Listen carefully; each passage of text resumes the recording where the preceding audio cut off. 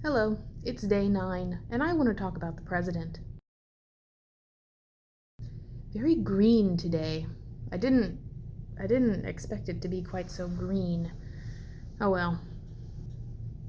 I grew up in the 90s, in a small little town. And where I went to grade school, there were probably about 15 kids in each class. And whenever we learned anything about the government, we always did it through the lens of the president. At the time, that was Bill Clinton. I remember that we would have little comic strips about Bill Clinton's cat in government class. And I also remember the very first time we did the presidential fitness test. Or maybe it wasn't the first time we did it, but it was the first time I remembered it.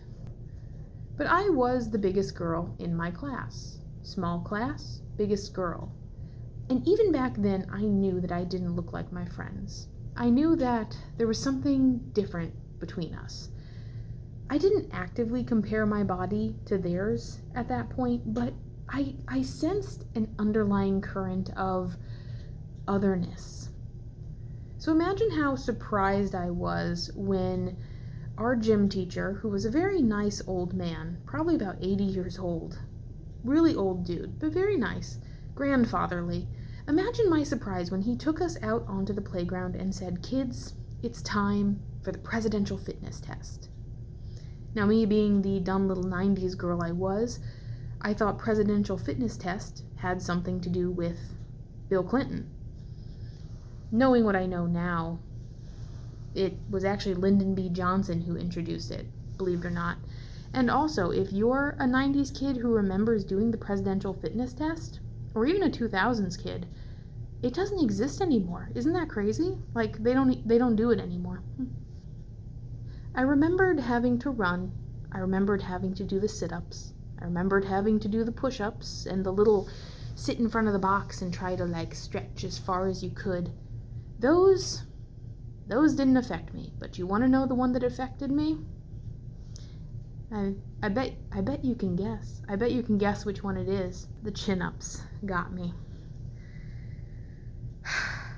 We all lined up in a line, and being the poor school that we were, we didn't have a chin-up bar, so we had to use a rail on the monkey bars. We all lined up in front of this rail, one line of boys, one line of girls, and I remember I was at the very back of the line of girls. I don't know if my gym teacher did that on purpose or if it just sort of ended up that way, or maybe I'm remembering it wrong, maybe I wasn't at the end, but it sure felt like I was watching a lot of girls go before me. And I remember that first feeling of trepidation, like, oh boy, oh Lord, it's coming.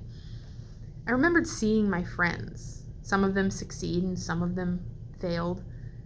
And I remember my very nice gym teacher saying, "Girls, it's okay. You don't have to be able to do the chin-up.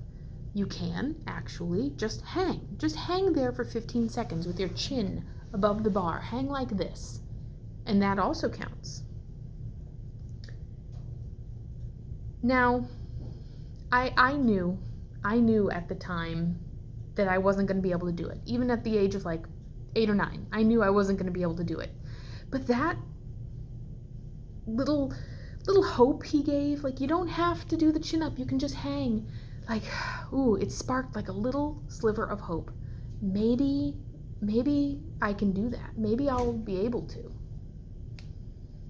I was a very Lisa Simpson kind of girl in those days. I definitely defined myself by how well I did in school. So it finally came to be my turn, and I couldn't do the chin-up. So my teacher put me up on the stool and said, "Flex your arms and just hang for 15 seconds." I wish I could say that I sank slowly, but I didn't. It was and I was down. I was on the ground. I was in the pea gravel, and it wasn't good. So needless to say, I didn't get the Presidential Fitness Award. Some of my friends did. They got the little certificate with Bill Clinton's signature on it. Hey, they got a little t-shirt even, and the kids who did really well got a medal back in those days too.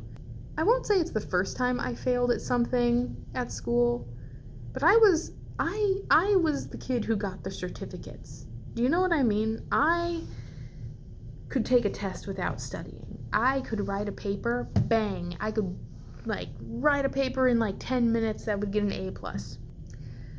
But the presidential fitness test, we took it every year. Every single year. All the way through high school. The closest I ever got was in high school. I was almost able to hang in high school. But I've never been able to do it, and now it doesn't exist. But it still exists in the mind. Does that make sense? Am I being dramatic by saying that? I feel like if I'm ever able to do a chin-up, I'm gonna break the curse. You had to flex, you had to stretch, you had to run, there was a relay you had to do, but I'm not fixated on those. I'm fixated on that chin-up. Do you think they sell those presidential shirts online? Do you think if I can complete the presidential challenge that I could just buy one for myself? Is that weird? I think that's weird. That would be weird, seeing a grown woman wearing a presidential fitness test shirt. But I might do it anyway. Just add it to my collection of 5K shirts. Maybe I'll pick up a Dare shirt along with it while I'm at it. You guys remember that? What a freak show that was. I've been told that I hold a grudge for 3,000 years. I think I'm holding a grudge against the presidential fitness test. I think I'm holding a grudge against Bill Clinton. 1990s Bill Clinton.